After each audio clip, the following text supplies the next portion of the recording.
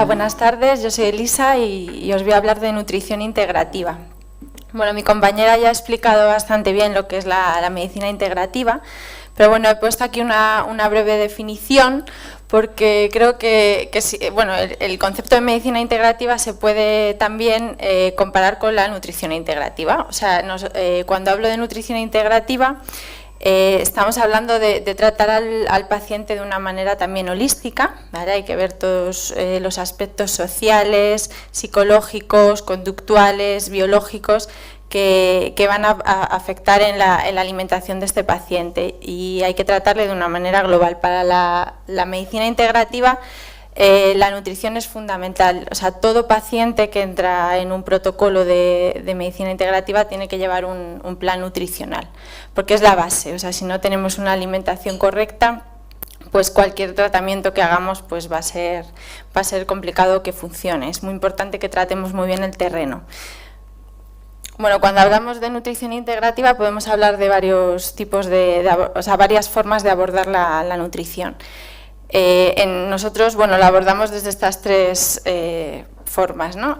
La nutrición ortomolecular es dar nutrientes a grandes dosis, supongo que ya lo conocerán, para que tenga un efecto terapéutico.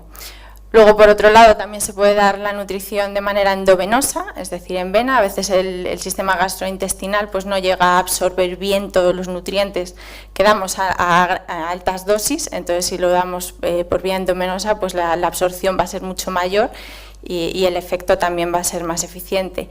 Y luego la dietética. La dietética es fundamental porque, como he dicho, es la base, ¿no?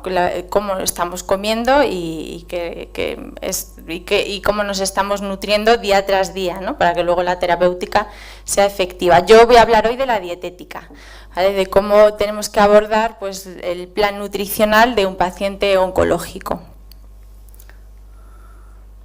Bueno, la nutrición nos va a ayudar a que la progresión de la enfermedad sea mejor, la mortalidad puede también ser menor, porque lógicamente el paciente va a tener un estatus nutricional y de salud muchísimo mejor. Luego hablaremos de la caquexia, que en pacientes ya con un estado avanzado de cáncer pues es muy común, y como gracias a la alimentación pues podemos mejorarla, aunque bueno, luego hablaremos de ella. Y, por supuesto, en pacientes que han superado el cáncer, pues evitar las recidivas, ¿no? También ahora hablaré de la prevención. Por supuesto, antes que nada tenemos que analizar cuáles son los factores de riesgo que van a influir, los factores nutricionales, por supuesto, porque pueden afectar a que se produzca un cáncer, y entonces sobre eso luego tenemos que trabajar también en la terapéutica. Bueno, tenemos que ser conscientes de que nuestro cuerpo cuando tenemos un cáncer se compromete toda la actividad celular. O sea, no solo tenemos que tener en cuenta lo que es el tumor, sino que cómo está nuestro hígado para poder soportar los tratamientos, cómo está nuestro sistema gastrointestinal, porque va a tener mucho que ver con nuestro sistema inmunológico, cómo está todo nuestro organismo. Bueno, como ya he dicho, para abordar un tratamiento tenemos que tener en cuenta varios factores, ¿no? Todo lo que puede englobar el estado del individuo, factores biológicos, sociales y psicológicos. Esto es importante. Antes de plantear un plan nutricional a un paciente es importantísimo que tengamos en cuenta cómo es su vida, que le preguntemos, bueno, aparte de tener un historial clínico, por supuesto, pues tenemos que saber cuáles son sus hábitos, cuáles son sus gustos, qué horarios tiene. Todo esto es importante, qué economía tiene, en qué entorno se mueve, ¿no? Porque si no es difícil que el paciente luego vaya a adaptarse bien al plan dietético que le vayamos a plantear, ¿no? Entonces esto es fundamental. Bueno, primero voy a hablar de nutrición en la prevención, ¿vale? Que creo que es importante que nos paremos a pensar qué es lo que posiblemente estemos haciendo mal y cómo están afectando nuestros hábitos a la hora de la gran propensión que tenemos en las distintas las enfermedades que tenemos hoy en día. Bueno, esto es un estudio, esto surge se hizo un estudio que realmente lo hizo, un documental que hizo el National Geographic, y a partir de aquí se hicieron muchos estudios en estas poblaciones. y vieron qué poblaciones eran las más longevas del mundo, ¿no? Donde había más cantidad de personas que eran centenarias y que tenían menos enfermedades. Bueno, pues salió Italia, la isla de Okinawa, que se ha estudiado muchísimo sobre la alimentación que se lleva en Okinawa, Loma Linda en California y la península de Nicoya. Bueno, en todas estas zonas pues se veía que llevaban una dieta determinada, bueno, cada una diferente, pero desde luego sí que la alimentación que llevaban era mucho más natural y sobre todo bastante más vegetariana de lo que llevamos en Occidente. La actividad física, por supuesto, la realizaban siempre, o sea, son personas activas, poblaciones que se mantienen bastante activas. Y luego, bueno, pues como ha hablado mi compañera, pues son personas que tienen menos estrés, más sosiego, son más felices, mantienen sus relaciones sociales, o sea, tratan su espíritu y su mente de una manera mejor que nosotros. Bueno, la dieta de Okinawa, bueno, he puesto aquí la pirámide nutricional. Nosotros tenemos una pirámide nutricional que, bueno, se ha estudiado sobre todo en Occidente. La FDA en Estados Unidos pues es la que ha planteado cómo tiene que ser nuestra pirámide nutricional, y esa es la que estudiamos nosotros en la Facultad de Medicina cuando estudiamos nutrición. Pero es bueno plantearnos cómo están alimentándose en otras sociedades, como ya he dicho, y cuáles son sus pirámides nutricionales, porque nos damos cuenta de que son muy diferentes a lo que estamos comiendo nosotros aquí. Por ejemplo, en nuestra pirámide, pues en la base tenemos cereales, toda la base son cereales, y sin embargo, por ejemplo, en Okinawa, en otras poblaciones, pues llevan una dieta en la que toman muchísimo más vegetal, muchas más verduras, muchas más frutas, ¿vale? La carne tienen un consumo muy bajo en carnes, toman muchísimo más pescado, por ejemplo, en esta isla, ¿vale? Y de esto quiero hablar porque en nuestra sociedad la cantidad de omega 3 que tomamos, por ejemplo, es bastante baja, ¿no? O sea, el ratio que tenemos, la relación entre omega 6 y omega 3 está haciendo que tengamos un estado proinflamatorio que, por supuesto, nos está influenciando mucho a la hora de tener ciertas patologías. Bueno, aquí vemos cómo la supervivencia, por ejemplo, en Okinawa y la longevidad, pues es mucho mayor que en otros países, ¿no? Y bueno, lo que se vio aquí, pues sobre todo es que la alimentación influye mucho.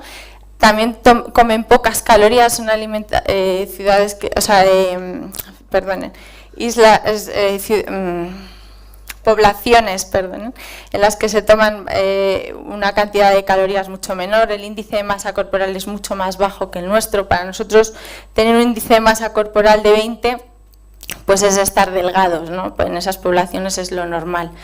Esto se ha estudiado también, por ejemplo, cómo influye las calorías que tomamos en nuestra longevidad. Bueno, sabemos que parte de nuestra predisposición a tener un cáncer es la genética, ¿vale? Podemos tener una genética determinada y, por supuesto, esto nos influye. Pero la genética no lo es todo. Los genes no se expresan si no tenemos un ambiente que no sea beneficioso para nosotros y que haga que esos genes se vayan a expresar, ¿vale? Un 70% es la epigenética, es decir, el ambiente en el que vivimos. Y cuando hablamos de epigenética y epigenética que puede influir, sobre todo a la hora de tener un cáncer, pues voy a hablar de deficiencias nutricionales, de tóxicos y químicos ambientales, de la inflamación crónica que tenemos hoy en día, como hablaba, debido sobre todo a esa relación entre omega 3 y omega 6. El estrés nos afecta muchísimo, como bien ha dicho mi compañera Ayla, y el estrés oxidativo también. Bueno, el estudio EPIC es un estudio que se ha hecho en Europa, es uno de los estudios más grandes que se ha hecho a nivel europeo, y lo que estudiaba es la relación que hay entre nuestros hábitos dietéticos y la propensión del cáncer, y cómo influyen ciertos hábitos dietéticos en determinados tipos de cáncer. Bueno, entre muchas de las conclusiones a las que ha llegado este estudio, una de las cosas que estima es que entre el 30 y el 40% de propensión del cáncer pues se debe a nuestros hábitos de vida, hábitos dietéticos, el estrés, la actividad física, y que sobre todo el consumo de frutas y verduras pues era beneficioso para prevenir el cáncer, y sin embargo el consumo de carnes y carnes procesadas pues es negativo, ¿vale? Bueno, esto es algo que ya muchos sabemos, o todos, pero es algo de lo que ha estimado este estudio. En cuanto a deficiencias nutricionales, bueno, pues voy a hablar del desequilibrio que hay entre la ingesta de omega 6 y omega 3, como ya he dicho, que sobre todo se relaciona con una mayor incidencia de cáncer de mama. El déficit de ácido fólico también se ha asociado con el cáncer cervical y el colorectal. El déficit de zinc también se asocia con el cáncer de próstata, y la vitamina A se asocia con diversos tipos de cáncer, como el cáncer gástrico. Estamos ante una sociedad que está sobrealimentada y desnutrida. Hay muchísima obesidad, cada vez hay más, es la epidemia de nuestro siglo, pero sin embargo hay muchísimos déficits nutricionales. Ahí esto tenemos que plantearnos el por qué está pasando esto. Estamos comiendo unos alimentos que son muy deficientes, no nos aportan los nutrientes que tienen que aportarnos. Entonces hacemos dietas muy hipercalóricas porque necesitamos, para llegar a esa cantidad de nutrientes que necesitamos comer muchas calorías, ¿no? Entonces, si comemos alimentos de más calidad, por ejemplo, antes hablábamos de alimentos ecológicos que tienen muchísimas más vitaminas, muchos más minerales, pues necesitamos menos comida, necesitamos menos caloría, porque ya llegamos a tener las cantidades de vitaminas, de ácido fólico, de omega 6 y de omega 3 que necesitamos, ¿no? O sea, estamos comiendo alimentos que no nos alimentan, que no nos nutren, simplemente nos aportan calorías vacías, muchos de ellos. Bueno, la vitamina D se ha estudiado muchísimo en el cáncer.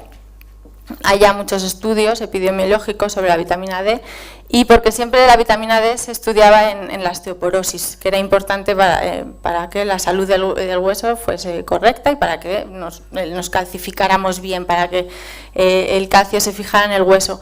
Pero ahora hemos visto, y para que se absorbiera, ahora hemos visto que también tiene mucho que ver con nuestro sistema inmunológico y con la expresión de nuestros genes. El 3% de nuestros genes están regulados directamente por la vitamina D. 2 de cada 3 adultos tiene déficit de vitamina D, eso también se está estudiando cada vez más en la población. Incluso la mortalidad en determinadas patologías pues aumenta cuando hay déficit de vitamina D. Bueno, eso lo pone aquí, el 7% de la mortalidad total se reduciría si los niveles de vitamina D fueran correctos. Bueno, parte de la vitamina D la sintetizamos en la piel, o sea, gran parte, el 80-90% de la vitamina D que necesitamos se sintetiza en la piel, o sea que no todo es la alimentación. Y las cremas solares que nos ponemos, que nos protegen por un lado del sol, o sea que está bien utilizarlas, pero a veces se utilizan en exceso y eso hace que produzcamos menos vitamina D, y también hay estudios sobre ello. O sea que tendríamos que de vez en cuando salir a dar paseos al sol sin ponernos tanta protección, ¿vale? Otra cosa es que vayamos a la playa a pasar horas y nos quememos, entonces lógicamente los rayos del sol también son negativos y entonces hay que protegerse, pero nos tiene que dar la luz, ¿vale? Y luego entre el 10 y el 20% de la vitamina D la obtenemos gracias a los alimentos que comemos, ¿vale? Alimentos ricos en vitamina D pues son sobre todo el pescado azul. El pescado azul tiene mucha vitamina D. Con el pescado azul hoy en día tenemos un problema, está muy contaminado. En la grasa de los animales es donde se acumulan casi todos los tóxicos ambientales, y en la nuestra también.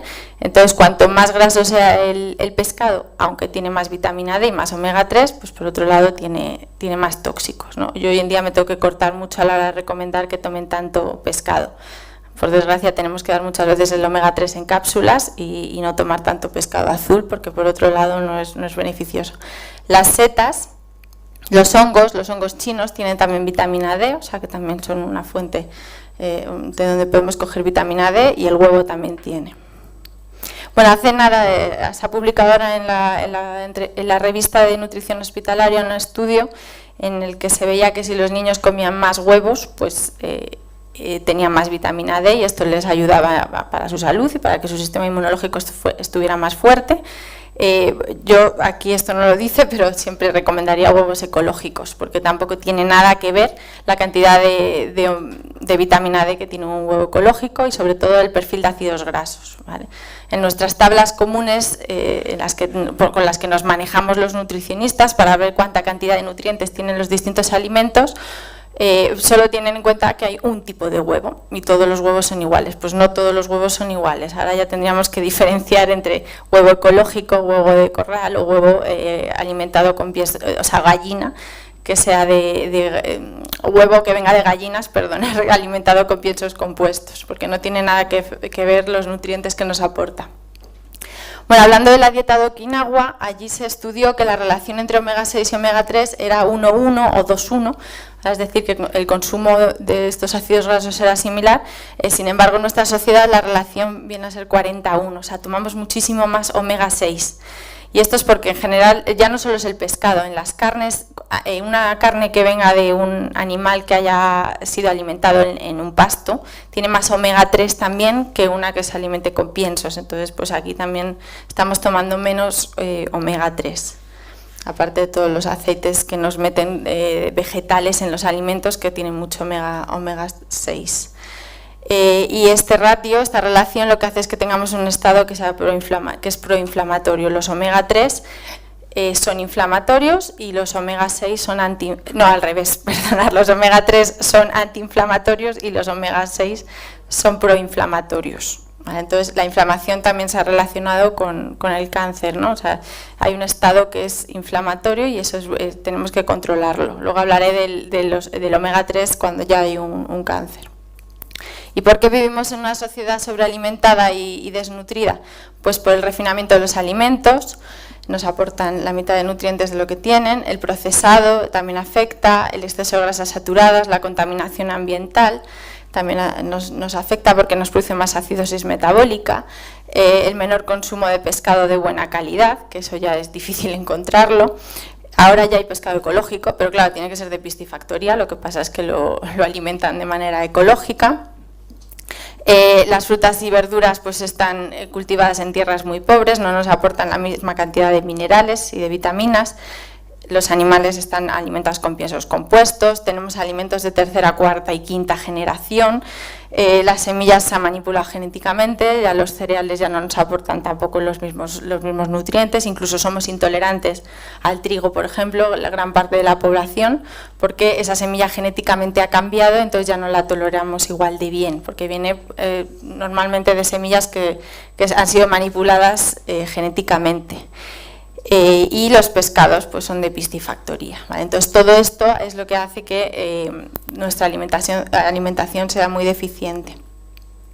Bueno, y algo importante también que tenemos que tener en cuenta es la acidosis metabólica, ¿vale? La célula sana tiene que vivir en un medio alcalino para que cumpla sus funciones biológicas correctamente. Pero por desgracia hay muchos factores que nos acidifican, ¿vale? De los cuales hablaré ahora. Entonces cuando la célula sana vive en un medio ácido, pues no puede vivir correctamente, porque no es su pH normal, entonces pues tiene varias opciones, o se muere o enferma, por eso pues las enfermedades crónicas, o muta, que es cuando ya se puede crear un tumor, ¿no? Y una célula cancerosa. La célula sana y la célula mutada pues viven en un terreno que es diferente. La célula sana vive en un medio alcalino, en un medio con oxígeno, utiliza muy poco sodio y utiliza proteínas levógiras.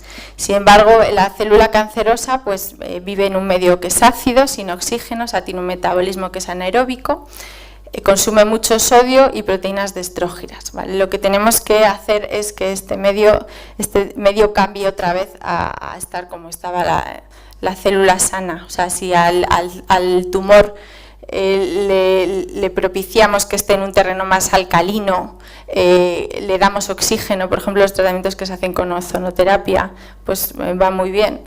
Que tenga menos sodio y las proteínas que utilice también no sean destrógiras, que son proteínas que además no digerimos bien. Los aminoácidos siempre tienen que ser levógiros, los absorbemos mejor y es mucho más eficiente nuestra nutrición. pues entonces conseguiremos que ese tumor se vaya reduciendo, ¿vale? O sea, es fundamental esto tenerlo en cuenta, porque con la nutrición podemos hacer mucho para cambiar el terreno. Bueno, hace 70 años el doctor Warburg pues descubrió por primera vez que el metabolismo de la célula cancerosa era diferente al de una célula sana. Y una de las cosas que descubrió es que la célula cancerosa consumía muchísima glucosa. En los tratamientos normalmente nutricionales, eso lo estudié yo en la carrera, para el cáncer, cuando estudiamos oncología, pues hay que darle a los pacientes oncológicos muchísimos batidos con mucho azúcar, con leche, porque tienen caquexia o desnutrición, entonces cuanto más azúcar le demos, pues mejor va a estar. Pues no estamos teniendo en cuenta esto, que la célula cancerosa se está alimentando de azúcar y además es un metabolismo muchísimo mayor y tiene mucho más consumo de azúcar que una célula sana. Bueno, la célula cancerosa, como he dicho, se alimenta de glucosa, pero mucho más que la célula sana, y además lo que produce es ácido láctico. El ácido láctico acidifica el medio por un lado y luego además va al hígado otra vez para que produzcamos más glucosa, o sea, lo que está es produciendo muchísima glucosa. Esto se llama el ciclo de Cori. El ciclo de Cori se da por ejemplo, cuando hacemos cualquier ejercicio anaeróbico, o sea, nuestro músculo necesita para funcionar a grandes resistencias, a gran velocidad, pues muchísima más glucosa. Entonces el músculo lo que hace es que produce mucho ácido láctico para producir más glucosa y así poder alimentarse y poder nutrirse y que podamos aguantar el ejercicio, ¿no? Pues esto mismo hace la célula cancerosa. O sea, el ciclo de Cori no solo se da cuando hacemos deporte, sino con la célula cancerosa, ¿no? Entonces el metabolismo está mucho más aumentado, tenemos un consumo mucho mayor de glucosa, entonces por eso también es una de las causas por las que aparece la caquexia, ¿no? Porque nuestro cuerpo pues necesita más calorías para poder tener ese metabolismo tan activo. Bueno, esto es lo que acabo de decir, el metabolismo energético es muy activo, se produce una insuficiencia energética en el paciente que puede llevar a la caquexia porque necesitamos muchas más calorías para alimentar a ese tumor. Se presenta también una intolerancia a la glucosa y resistencia a la insulina con un aumento del ciclo de Cori. No toleramos bien la glucosa, pero sí que nuestro cuerpo produce muchísima más. Además, el ciclo de Cori lo que hace es que produce una energía mucho menos eficiente, o sea, necesitamos consumo de mucho más ATP para producir glucosa. Y bueno, hablando de la acidosis metabólica, ¿qué es lo que produce la acidosis metabólica? Bueno, pues el exceso de amonio, por eso se ha relacionado tanto el consumo de carne o el exceso del consumo de carne con la propensión a determinados cánceres, porque uno de los lo que produce nuestro cuerpo en el metabolismo de la carne, cuando digerimos la carne, es mucho amoníaco y entonces eso nos acidifica si la consumimos en exceso. Los químicos ambientales también nos acidifican, los aditivos, el azúcar blanco, las grasas animales, y luego que además todos esos tóxicos que estamos tomando pues no los eliminemos eficientemente, entonces tenemos más acidez aún, ¿no? Si por lo menos nuestro sistema gastrointestinal funciona bien, pues también estamos absorbiendo menos tóxicos. Y eso es lo que pasa cuando tenemos la flora intestinal mal, ¿no? Es otra cosa que tenemos que tratar, la disbiosis intestinal. Si la flora intestinal no está bien, hay más permeabilidad intestinal y hay mucha mayor entrada de tóxicos en nuestro organismo y nos está acidificando bien. Si tenemos estreñimiento, si el tránsito intestinal no es correcto, pues también entran más ácidos que se están formando en el intestino a nuestro organismo y todo esto nos está acidificando. La carne, como ya he dicho, nos acidifica, además tiene grasa proinflamatoria, el ácido araquidónico, que es un omega 6, nos inflama y la carne es el tipo de grasa que tiene, aparte de grasa saturada, los tóxicos ambientales y luego la carne cocinada también se ha estudiado mucho como factor de riesgo para determinados cánceres porque produce dos sustancias, las aminas heterocíclicas y los hidrocarburos aromáticos policíclicos, que son procancerígenos, ¿vale? O sea que las barbacoas pues no son muy saludables, por mucho que nos gusten. El estrés oxidativo también es importante tenerlo en cuenta porque produce una desestabilización de la membrana celular.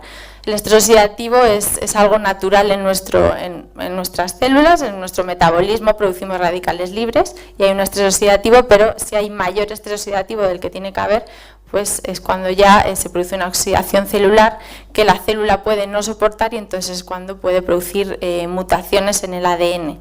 ¿No? Entonces, esto también es importante tenerlo en cuenta y el estrés oxidativo hoy en día es muchísimo mayor del que tendremos que tener de manera normal, porque tenemos que envejecer, por también todo el ambiente tóxico que tenemos que nos hace que tengamos que produzcamos muchos más radicales libres. Hay muchísimos estudios sobre el estrés oxidativo como factor de riesgo en el cáncer y cómo afecta a la célula para que pueda mutar. Y luego, bueno, por supuesto hay que hacer una dieta rica en antioxidantes, incluso a veces dar suplementos de antioxidantes, porque ya digo que por desgracia la alimentación que tenemos no es tan rica en antioxidantes como debería ser, y luego el estrés oxidativo es mucho mayor del que tendríamos que tener, ¿no? Sobre todo cuando vivimos en una ciudad, cuando estamos con estrés psicológico también, pues todo eso nos influye, entonces a veces necesitamos un aporte extra de antioxidantes. Alimentos antioxidantes, sobre todo los vegetales, aquí no hay ninguno que sea animal, o sea, la fruta, la verdura.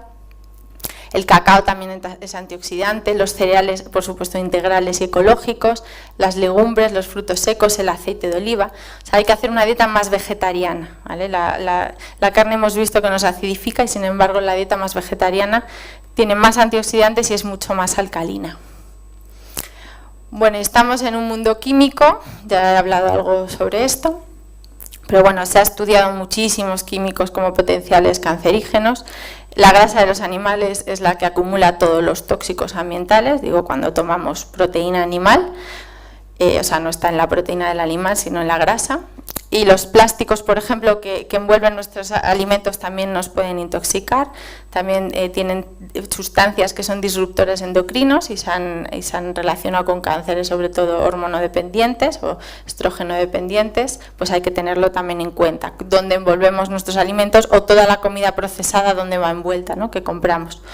Los utensilios de cocina también es importante tenerlos en cuenta si estamos hablando de alimentación, porque algunos, como el teflón, por ejemplo, pues elimina también partículas que se consideran cancerígenas.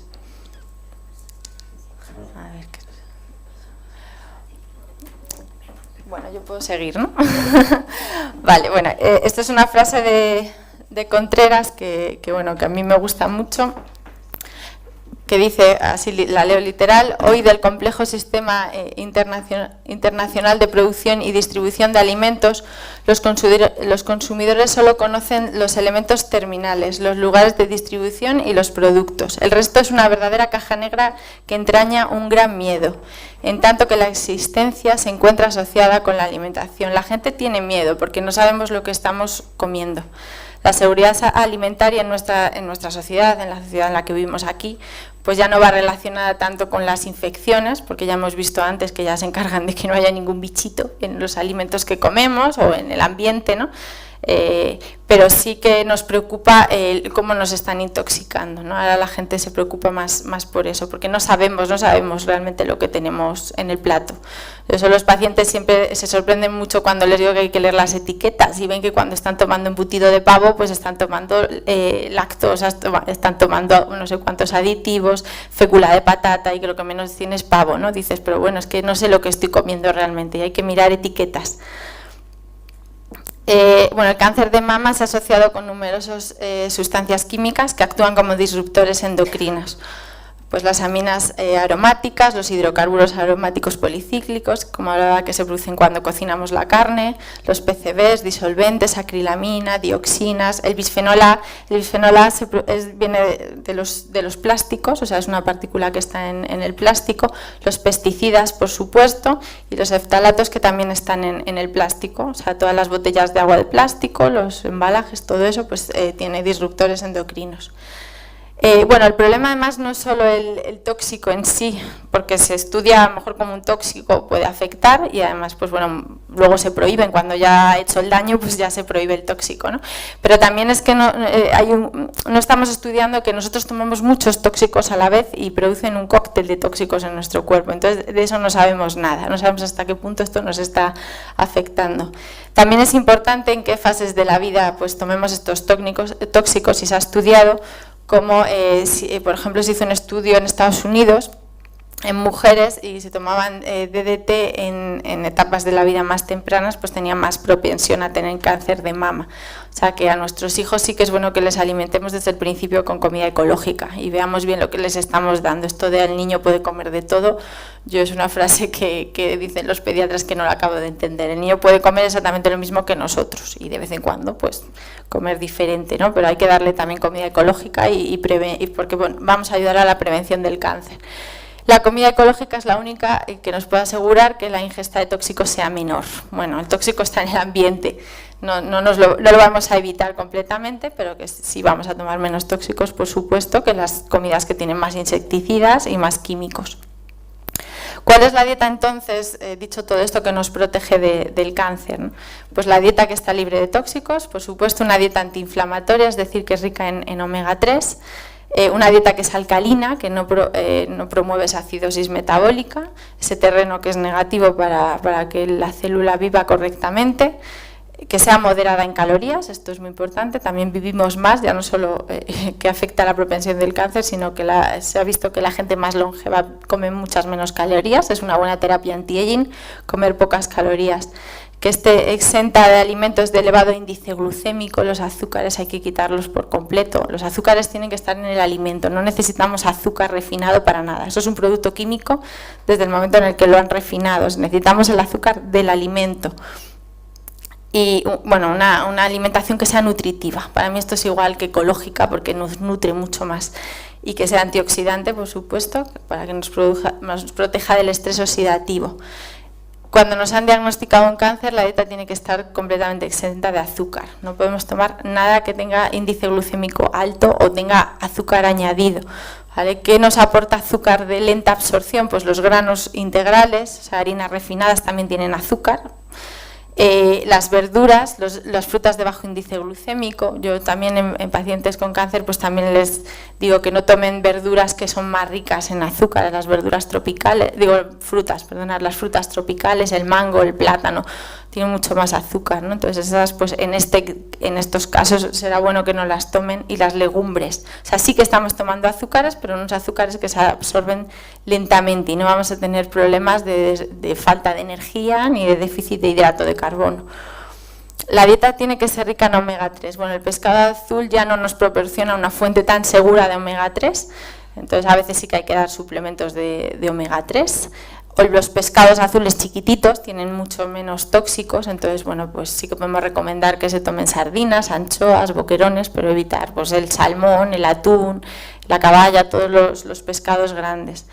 Y luego la carne ecológica también tiene omega 3 porque sobre todo si la han alimentado con pasto y no con cereales, tendríamos que saberlo. Y el lino es una fuente buena de omega 3. El omega 3 del lino no se absorbe tan bien, o bueno, no nos aporta el DHA y el EPA como el omega 3 animal, pero bueno, nuestro cuerpo sí que puede transformarlo. Tenemos una cadena metabólica que al final lo que va a hacer es producir DHA y EPA, entonces bueno, es un aporte que podemos tomar. Lo que pasa es que sí que es verdad que ya cuando hay cáncer pues será bueno que tomemos suplementos de DHA y EPA, porque a lo mejor la producción de esos omega 3 que necesitamos no es tan eficiente.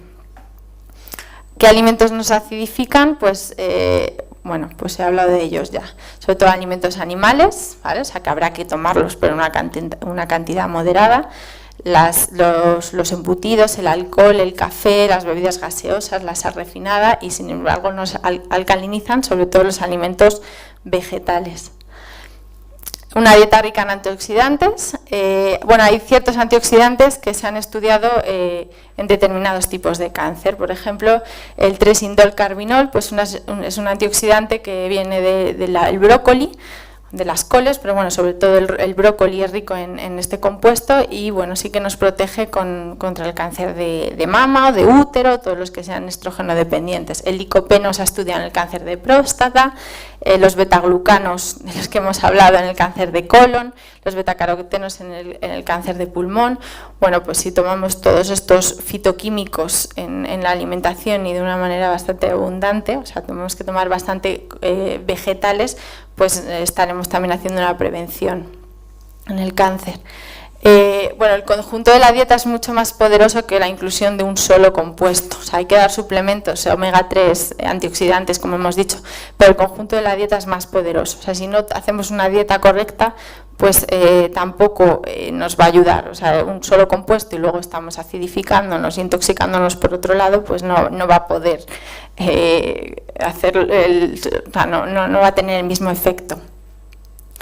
El plan dietético que propongamos pues tiene que tener en cuenta el tipo de cáncer que estamos tratando, por supuesto, el estadio, el estatus nutricional, tenemos que ver cómo está nutrido con analíticas esa persona, también hacerle un estudio antropométrico completo para ver cómo está a nivel muscular, de grasa, de fuerza, es importante. Y la susceptibilidad metabólica, ¿no? Y también cómo está, por ejemplo, el intestino, todo el tracto gastrointestinal de ese paciente y cómo es la absorción de los nutrientes que está tomando, cómo está su flora intestinal. El cambio de alimentación tiene que ser apetecible y fácil, ¿vale? Se lo tenemos que plantear de una manera... o sea, tenemos que ir despacio y poquito a poco porque si no, no lo va a aceptar y viendo qué es lo que le gusta realmente. Y luego siempre protegiendo el hígado y el sistema gastrointestinal. Bueno, ahora voy a hablar sobre la caquexia tumoral. La caquexia es un cuadro de desnutrición y pérdida de peso que cursa sobre todo en estadios avanzados. Todavía bueno, no se sabe mucho sobre la caquexia, sí que sabemos, pues como hemos dicho, que el metabolismo está aumentado, que el tumor consume muchísima glucosa y bueno, todo eso pues propicia un estado de desnutrición y que el paciente necesite más energía, más calorías. ¿Vale? Pero sí que, bueno, lo que sí que se sabe es que la pérdida muscular, esquelética y de grasa suele ser similar, o sea, sobre todo una de las cosas que más afecta es el músculo. La disminución del apetito también se suele dar, la anorexia, normalmente pierden el apetito, quieren comer menos cantidades, la saciedad es mucho más precoz. Las funciones físicas se ven reducidas, están más cansados, lógicamente con menos fuerza porque pierden masa muscular, astenia, debilidad y se aumenta el metabolismo basal, o sea, necesitan más calorías para no perder tanto peso, por eso que se den esas dietas tan hipercalóricas con esos batidos con tantísimo azúcar y tanta caloría.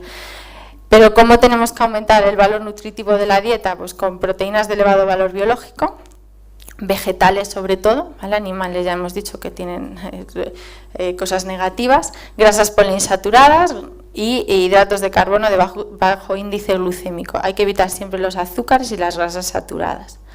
Yo la dieta que doy, pues más o menos en un 70% es proteína vegetal, proteína que viene de las legumbres, proteína que viene de la soja, a no ser que tengamos un cáncer estrógeno dependiente en el que no, bueno, por prevención no vamos a dar mucha soja. De los cereales también tienen proteínas, las semillas, los frutos secos, las algas, o sea, podemos tener proteína suficiente y un 30% de proteína animal. O sea, hay personas que hacen una dieta más vegetariana, pero bueno, sí se puede dar, pero en una proporción mucho menor. Debido a la caquexia se necesita un aporte de calorías mayor, como hemos dicho, y sobre todo de grasa. Tenemos que dar grasa omega 3. Y las proteínas ya he dicho que pueden ser vegetales, o el huevo también es una fuente de proteína magra, el pescado en pequeñas cantidades y la soja también en determinados cánceres.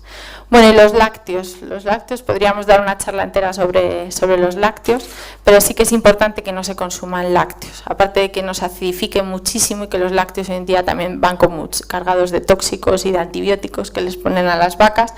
Pues también lo que aumenta son los factores de crecimiento. Un ternero crece muy rápido, entonces necesita muchísimo más hormona que nosotros para crecer, ¿no? Entonces, pues lógicamente esa carga hormonal pues no nos beneficia nada y es muy negativa para nosotros.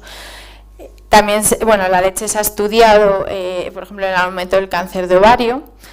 Bueno, es curioso aquí que se ha estudiado cómo afecta a los factores del crecimiento y, sin embargo, no cómo afecta esto en el cáncer y no la leche. Pero bueno, porque lógicamente no se paran a analizar si la leche o no puede afectar. También es difícil hacer estudios grandes en nutrición con una población grande. El consumo de una elevada cantidad de lácteos en personas con cáncer de próstata se ha relacionado con un pequeño incremento de la mortalidad. Y bueno, la fracción de caseínas, esto es un dato, se usa comúnmente para estimular la aparición de tumores en animales. Bueno, los lácteos hay que evitarlos siempre. Además, mejora mucho la sintomatología gastrointestinal cuando dejan de tomar lácteos. Bueno, esto es un batido que yo propongo a las fórmulas que nos venden normalmente para pacientes con caquexia o desnutridos y que de verdad que va muy bien y les estamos aportando una gran cantidad de calorías, pero saludables. Les siempre ponen proteínas, pero proteínas que venden en polvo, que son proteínas de guisante o proteínas de girasol. También ahí las tenemos de soja, pero a mí me gusta menos utilizar la soja porque también tienen sus efectos que no son positivos. Frutos secos, por supuesto, nueces, almendras, avellanas, bastantes frutos secos, aceite de lino o semillas de lino, depende de la cantidad de fibra que necesiten, pero el aceite de lino es una buena fuente de omega 3, fruta fresca, que es una forma de aportar azúcares. Melazas también les digo que utilicen a veces, pero melazas de cereales, semillas y cereales como por ejemplo pueden ser la avena, que también tienen bastante proteína. O sea, hacen todo el batido, también a veces les echan aguacate, ¿vale? Se hacen el batido y se lo toman por la mañana y por la tarde. Bueno, pues con esto podemos ayudar mucho a que no pierdan tanto peso. Las grasas omega 3, se han estudiado mucho en la caquexia, ¿vale? Y sí que se ve que puede haber una menor pérdida de peso si se suplementa con omega 3 a los pacientes. Aquí hablamos ya de suplementación. Los aminoácidos ramificados también se utilizan mucho en personas que están caquéxicos y también hay bastante evidencia experimental. Los aminoácidos ramificados son fundamentales para que podamos formar proteína, formar glutamina, entonces pues también es bueno suplementar con aminoácidos. Bueno, y aquí voy a poner brevemente un caso que tenemos ahora mismo en la clínica.